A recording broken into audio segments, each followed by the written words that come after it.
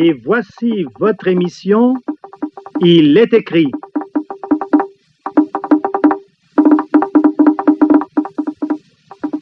Une analyse des tendances, des faits, des événements de notre époque à la lumière des Saintes Écritures.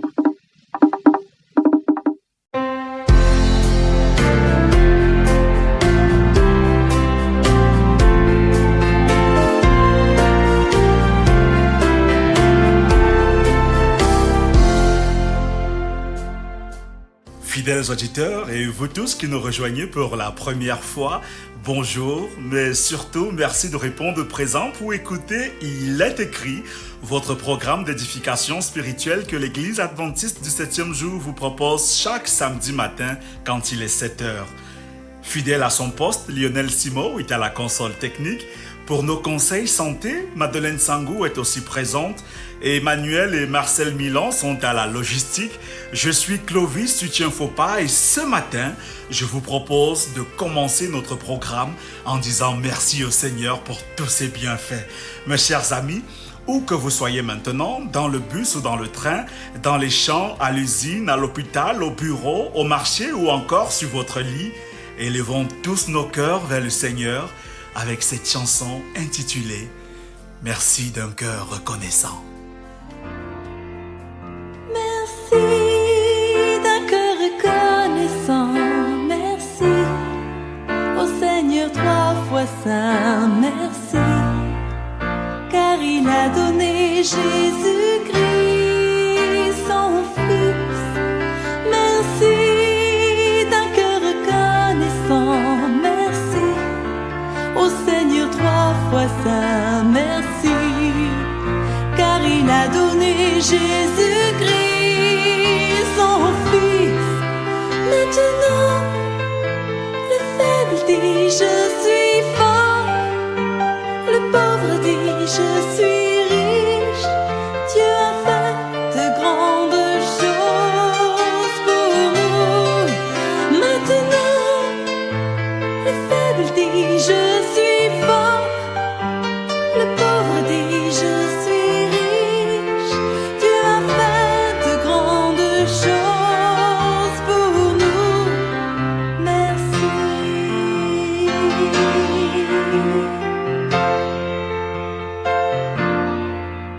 Merci d'un cœur reconnaissant, merci au Seigneur 3 fois saint, merci, car il a donné Jésus-Christ, son Fils.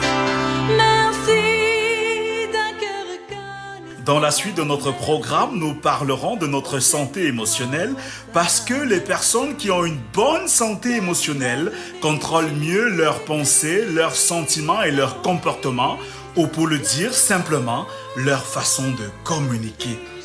Voilà pourquoi il est important de mettre l'accent sur un élément de la communication qui n'est pas toujours utilisé à bon escient, le silence. Restez des nôtres alors que nous analyserons ce que la Bible nous en dit.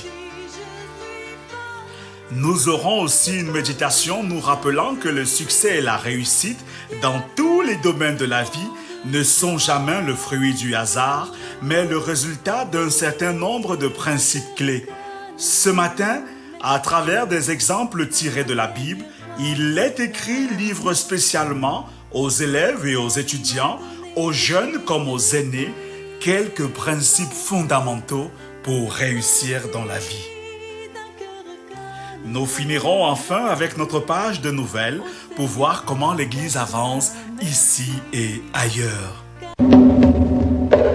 À vous qui nous rejoignez à l'instant, vous faites bien d'écouter le magazine Il est écrit, un programme conçu pour votre épanouissement total et c'est bien sûr la 93.5 FM et c'est la CRTV, station régionale de l'Ouest. Ne bougez surtout pas.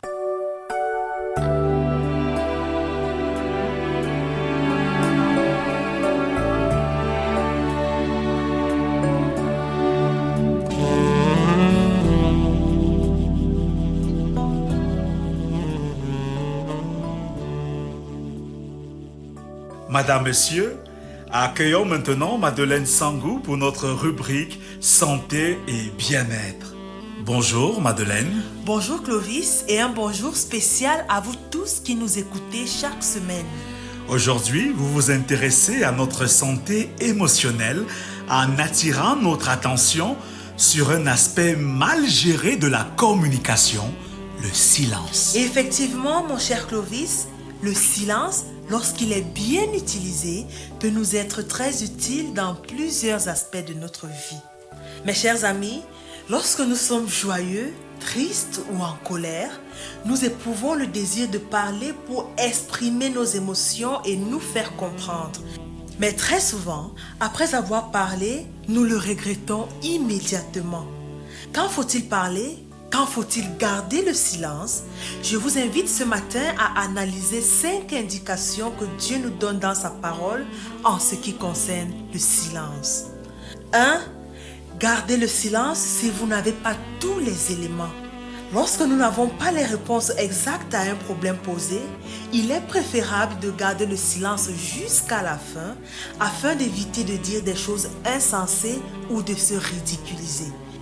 La Bible nous le dit d'ailleurs dans le livre de Proverbes chapitre 18 verset 13. Celui qui répond avant d'avoir écouté fait un acte de folie et s'attire la confusion. 2. Gardez le silence si vos paroles vont ruiner la réputation de quelqu'un. Comme nous le savons et comme la Bible nous le dit, une bonne réputation vaut mieux que de grandes richesses. Pour cela, nous devons garder le silence si nos paroles peuvent porter atteinte à l'honneur d'une personne. Nous ne devons pas être comme ceux qui sont décrits dans le livre de Proverbes chapitre 16 verset 27. L'homme pervers prépare le malheur et il y a sur ses lèvres comme un feu ardent. 3. Gardez le silence sous le coup de la colère. La colère est mauvaise conseillère.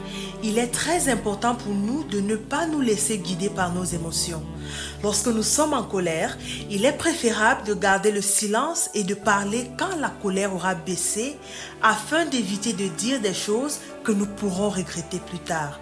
Le livre de Proverbes, chapitre 14, verset 17, nous le dit clairement.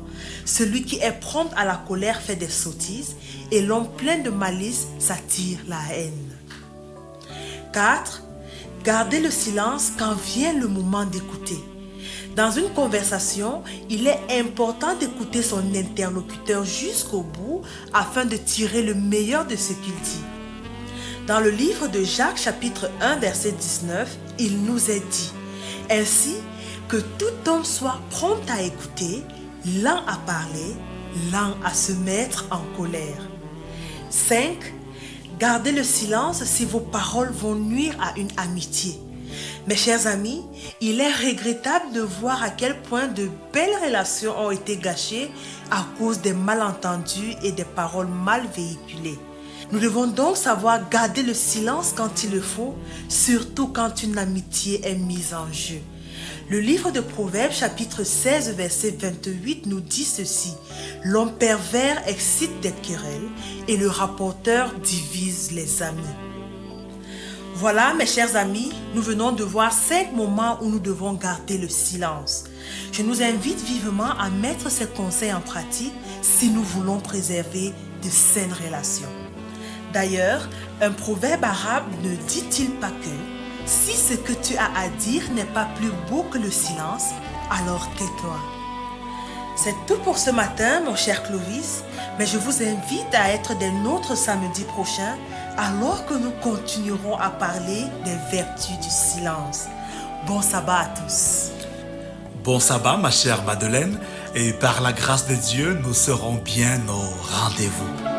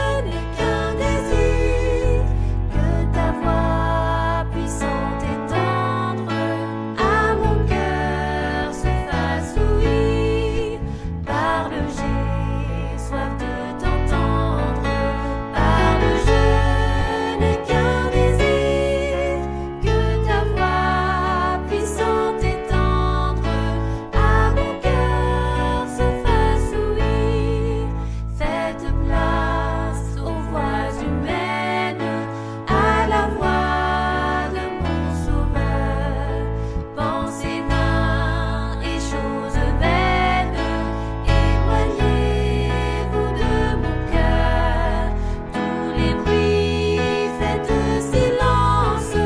Toi, mon maître, parle-moi. Mes chers amis, qu'est-ce qui mobilise nos émotions? Pourquoi courons-nous chaque jour? Quel est le but de notre vie? Soyons maintenant attentifs pour la suite.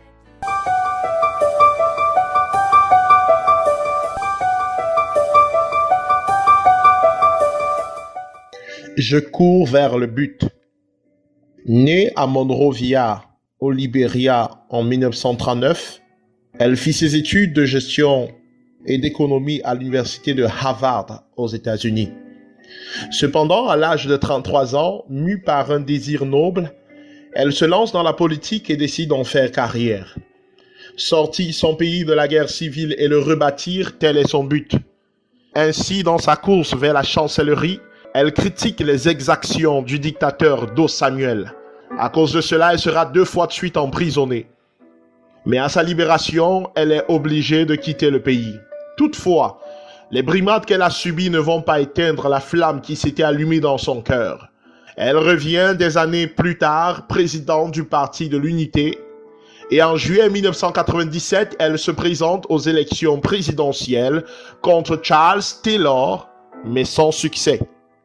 8 ans plus tard, contre George Weah, la légende de football, elle remporte la victoire. Ainsi, le 25 novembre 2005, Ellen Sirleaf Johnson, The Iron Lady, est élue présidente du Libéria.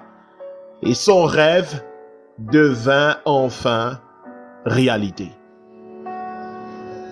Je cours vers le but. Lorsqu'Israël sortit d'Égypte, l'objectif était clair, la terre promise. Et sur le chemin de la Canaan, Dieu ne leur avait pas promis une marche exempte d'obstacles, de barrières et de difficultés. Au contraire, de nombreux obstacles se dresseraient sur le chemin. Toutefois, une seule pensée devait animer le peuple de Dieu, à savoir la Canaan et encore la Canaan. Canaan était le but. Canaan était l'espérance. Canaan parce que Dieu l'avait promis. Dieu avait dit à Moïse dans le livre d'Exode au chapitre 6, les versets 7 et 8, il est écrit « Je vous prendrai pour que vous soyez mon peuple, je serai votre Dieu. Je vous ferai entrer dans le pays que j'ai juré de donner à Abraham et à Isaac et à Jacob. Je vous le donnerai en possession, moi l'Éternel. » Soulignons qu'Israël n'aurait jamais quitté l'Égypte s'il ne savait quel était son but, sa destinée. Le peuple d'Israël n'aurait jamais quitté l'Égypte sans savoir où il allait. Les hommes de foi connaissent toujours leur destination. Les hommes de succès connaissent toujours leur but. Le chemin pour y parvenir peut sembler souvent mystérieux, peuplé d'inattendus, de surprises, d'étonnements, mais pas l'arrivée. Car ils savent où ils vont, ils connaissent leur destination et ils savent pourquoi ils y vont. Regardez Abraham, le père de la foi, lorsqu'il quitta sa ville Our en Chaldée. Sa destination était claire, Canaan, la terre promise. Ce n'était pas un concept, mais une réalité. Il savait où il allait. Vous voulez réussir dans cette vie, cher ami? Il vous faut un but et un objectif bien défini. La vie est pleine de surprises. Le chemin pour parvenir au succès peut souvent sembler mystérieux, peuplé d'inattendus, de surprises, d'étonnements, mais pas l'arrivée. Les hommes de succès et les hommes de foi connaissent toujours leur destination. Les apôtres connaissaient très bien leur mission et leur but. C'est ainsi que Paul voyait les choses. Pour lui, aux chrétiens de Corinthe, il écrivait « Courez de manière à remporter le prix ». Et plus tard, vieillard emprisonné, il précise à ceux de Philippe que malgré son âge, la course n'est pas encore terminée. Il est écrit dans Philippiens chapitre 3, les versets 13 et 14. « Ce n'est pas que j'ai déjà remporté le prix ou que j'ai déjà atteint la perfection, mais je cours. Je fais une chose, oubliant ce qui est en arrière et me portant vers ce qui est en avant. Je cours vers le but pour remporter le prix de la vocation céleste de Dieu en Jésus-Christ. Philippiens 3, les versets 13 et 14. Pour Paul, la vie est une course. Qu'elle soit chrétienne, qu'elle soit spirituelle, qu'elle soit académique ou scolaire, quel que soit le domaine de la vie est une course. Il y a des gagnants et des perdants. Il y a des médiocres, il y a des excellents. Nous sommes tous engagés dans cette course, que nous le voulions ou pas. Soit pour l'excellence, soit pour la médiocrité, soit pour la victoire ou encore pour l'échec. Et le plus important, ce n'est pas de savoir si l'on va prendre le départ ou non, mais si on va gagner la course. Et je suis en train de le dire, c'est vrai pour la vie scolaire comme pour la vie académique. Il y a quelques semaines que la rentrée prenait son cours dans un bon nombre de pays comme le Cameroun.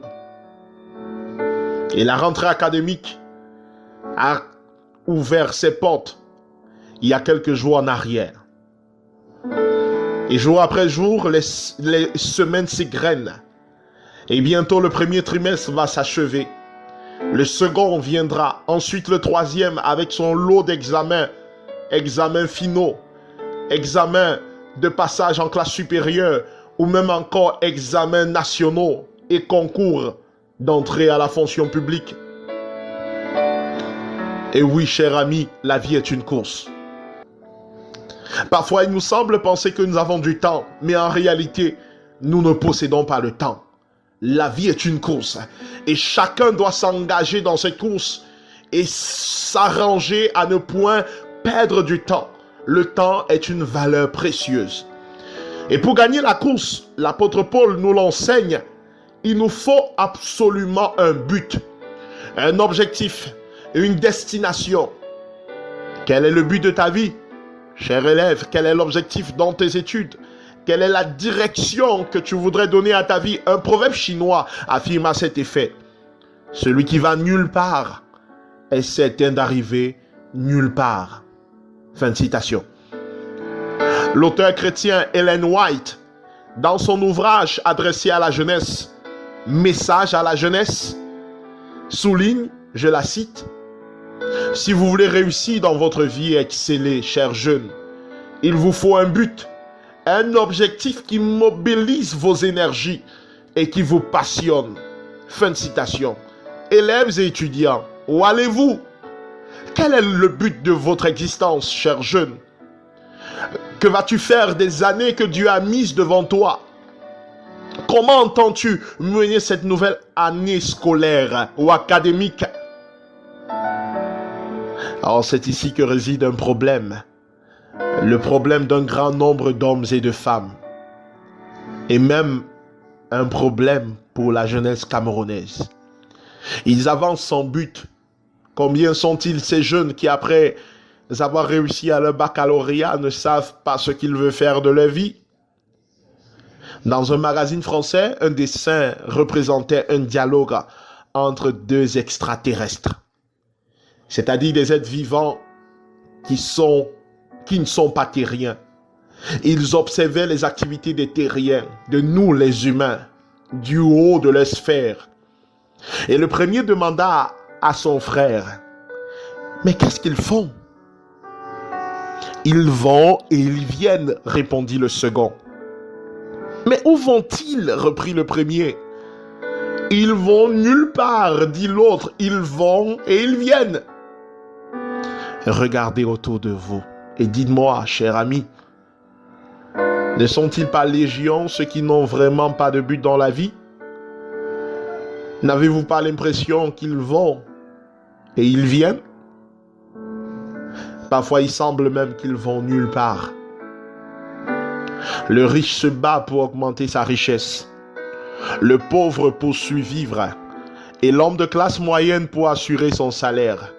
Ils sont entraînés par la vie sans savoir où ils vont. Et vous, cher ami, où allez-vous? Quel est votre but dans la vie? Quel est le sens de votre existence? Fini vos études? Passer un concours? Avoir le matricule à la fonction publique? Trouver un emploi? Vous marier? Faire des enfants? Blaise Pascal a écrit, je le cite, Les grandes âmes ne sont pas celles qui ont plus de vertus que les gens ordinaires, mais ce sont celles qui ont de grands objectifs. Fin de citation. En ce début d'année scolaire et même académique, chers jeunes, devenez de grandes âmes. Le Cameroun en a besoin. Et de grands objectifs pour la gloire de Dieu et pour le bien de notre nation.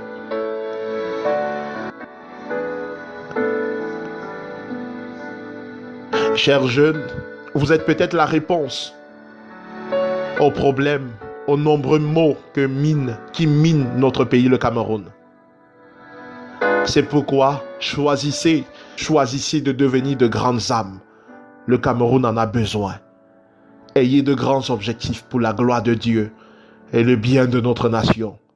Rêvez, planifiez, travaillez avec ardeur, réalisez. Ne laissez pas votre vie au hasard. Ayez un but, un objectif qui mobilise vos énergies, qui vous passionne. Travaillez à devenir ce que vous rêvez devenir pour le bien du Cameroun, pour la gloire de Dieu et pour la joie de votre famille. Je cours vers le but. Que Dieu vous bénisse et que Dieu bénisse la nation camerounaise. Amen. We are a chosen generation. We've been called for to show His excellence. Hey, all I require for life, God has given me, and I know who I am. We are a chosen generation. We've been called for to show His excellence. All I require for life, God has given me, for I know who I am. I know who God says I am, what He says I am, where He says I'm at. I know who I am. I know who God says I am, what He says I am, where He says I'm at. I know who I am. I'm working in power, I work in miracles, I live a life of favor. For I know who I am. I'm working in power, I work in miracles, I live a life of favor. For I know who I am.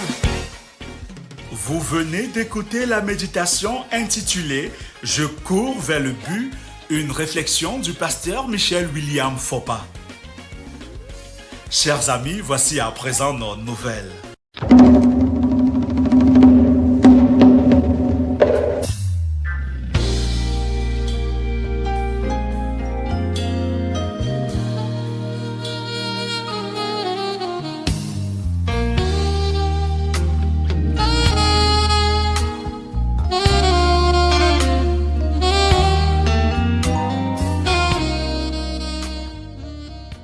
Dans le cadre du réveil et de la réforme, chaque jour, nous lisons un chapitre de la Bible et cette semaine, dès demain dimanche, nous lirons dans le livre de Jean du chapitre 7 au chapitre 13. L'autre lecture de la semaine se fera dans le livre Jésus-Christ au chapitre 70 et 71. Chaque jour, à 7h le matin ou 7h le soir, nous allons réclamer les promesses du Saint-Esprit. Nous allons prier aussi pour tous les malades dans nos familles.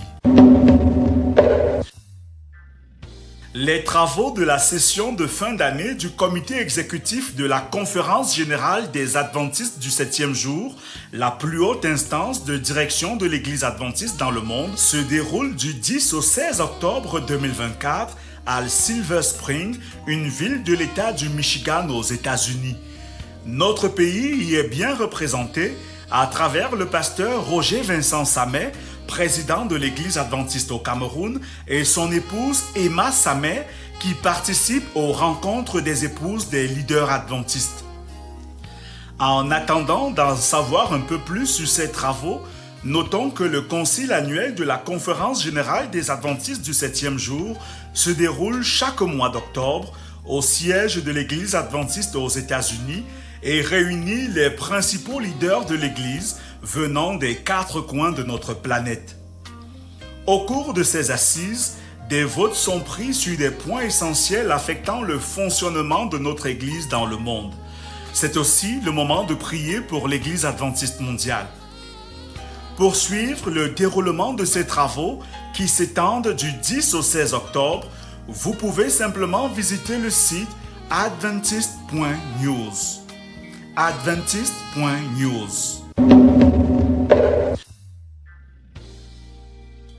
Dans le domaine de l'éducation, signalons que dans notre pays, les étudiants du supérieur ont repris le chemin des amphithéâtres cette semaine. Pour ce qui est de l'Université adventiste Kozandé, tout a été mis en œuvre pour accueillir les nouveaux étudiants, que ce soit dans le campus principal de Nanga et Boko ou encore du côté de Maroua, de Yaoundé ou même de Douala. Nous y reviendrons. Dans le domaine de la santé, signalons que des chercheurs de l'Université Andrews aux États-Unis ont publié récemment un nouvel ouvrage intitulé « Alcool, tout risque, aucun avantage » et visant à remettre en question les mythes culturels et les idées fausses qui entourent souvent les dangers de la consommation d'alcool. Les rédacteurs principaux sont le Dr Peter Landless, médecin, et Dwayne McBride, professeur-chercheur à l'Université Andrews et directeur de l'Institut pour la prévention des addictions. En page culture, si vous vous trouvez en ce moment du côté de Yaoundé ou ses environs, alors notez ce rendez-vous musical auquel vous convie la chorale adventiste de Seven Trumpets et d'autres groupes de chant sous le thème « Harmonie de louange et de gloire ». C'est cet après-midi dès 17h dans l'enceinte du complexe scolaire adventiste d'Odja. Venez nombreux avec vos familles, passer un moment intense d'adoration. Une note triste dans ce magazine, la grande famille des éducateurs adventistes est dans la consternation et la tristesse depuis hier, après la nouvelle du décès de M. Hassana Amnes, principal du collège adventiste de Maroua, de suite de maladie. À toute la grande famille si durement éprouvée, il est écrit adresse ses vives condoléances. Puisse le Seigneur consoler tous les cœurs meurtris.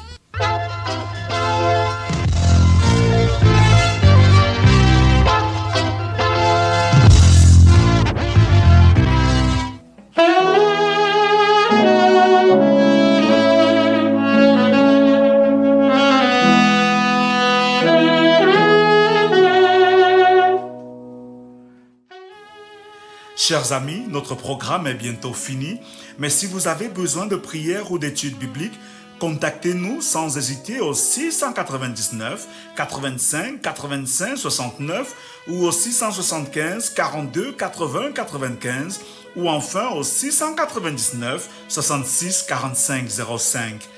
Merci à la grande équipe de la CRTV Ouest qui permet la mise en onde de ce magazine semaine après semaine. Clovis Tutien-Faupas, c'est mon nom, et ce sera encore un privilège de vous retrouver samedi prochain lorsqu'il sera 7h, mais d'ici là, souvenons-nous chaque jour qu'il est écrit « Je vous laisse la paix, je vous donne ma paix, je ne vous donne pas comme le monde donne, que votre cœur ne se trouble point et ne s'alarme point. » Dieu vous bénisse.